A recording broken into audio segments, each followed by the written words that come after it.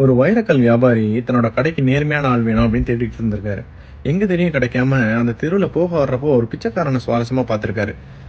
வர்ற எல்லார்கிட்டயுமே அவன் 5 ரூபா மட்டும் வாங்கிட்டே இருந்திருக்கான். அதுவும் இல்லாம தட்டுல 50 ரூபா நிரம்பின உடனே கிளம்பி போயிடுவானாம். இந்த நேர்மை பிடிச்சு போய் நம்ம கடைக்கு இவன் சரியா இருப்பான் அப்படின்னு ஒரு அனுமானத்தோட கிட்ட போய் விசாரிச்சிருக்காரு. தம்பி, உன்னை பார்த்தா ரொம்ப அனுதாபமா இருக்கு.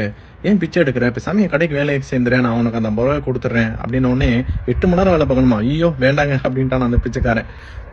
உடனே அவரு ரொம்ப ஊக்கி போயிட்டு, சரி 50 ரூபா உன்னோட தேவை, நீ எப்படியோ பொழைச்சுக்கோ. அது என்ன வர்ற எல்லார்கிட்டயும் 5 ரூபா மட்டும் வாங்குற அப்படின்னு கேட்டிருக்காரு. அதுக்கு அந்த பிச்சைக்காரன் சொன்னான்னா, ஐயா, இங்க வர்ற எல்லாருக்குமே எல்லா நாளுமே நான் பிச்சைக்காரன் தான். ஆனா இன்னைக்கு நீங்க எனக்கு ஒரு 100 ரூபா போட்டுட்டு நாளைக்கு 20 ரூபா போட்டீங்கன்னு வச்சுக்கோங்களேன், என் கண்ணுக்கு நீங்க பிச்சைக்காரன். நமக்கு எல்லாருமே முதலாளி, எல்லாருமே ஒரே மாதிரி பார்க்கணும்ல. அதனால தான் வர எல்லார்கிட்டயும் 5 ரூபா வாங்குறேன் அப்படின்னு சொன்னானா.